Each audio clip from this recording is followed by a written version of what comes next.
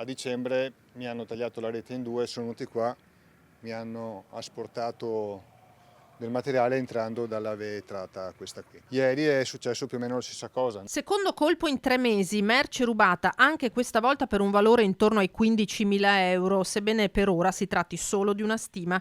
Nel mirino dei ladri alle 4:40 del mattino la filiale di Mogliano Veneto di Zanutta, rivenditore di ferramenta e materiale per l'edilizia in via Giotto, zona artigianale. I malviventi, due quelli ripresi dalle telecamere di videosorveglianza, hanno forzato il cancello per accedere al piazzale. Prima hanno provato a forzare questo con un piede di porco, hanno fatto questa operazione qui, poi hanno fatto sempre leva qui con il piede di porco o qualcosa del genere, comunque qualcosa di rilevante, e forzandola sono riusciti a entrare. Invece l'altra volta che erano venuti avevano proprio con una mazza sfondato il vetro, ma una cosa che secondo me ci hanno messo anche parecchio tempo perché sono vetri indistruttibili praticamente. L'allarme è scattato, ma sono bastati pochi minuti ai ladri per portar via utensili professionali e una pressatrice. Materiale che devo ancora quantificare perché il danno è ingente, purtroppo è un danno che è già successo un'altra volta. Questa volta sono entrati addirittura con un furgone. Caricato il quale si sono dati alla fuga. I filmati delle telecamere sono già stati consegnati ai carabinieri che già indagano sul primo colpo.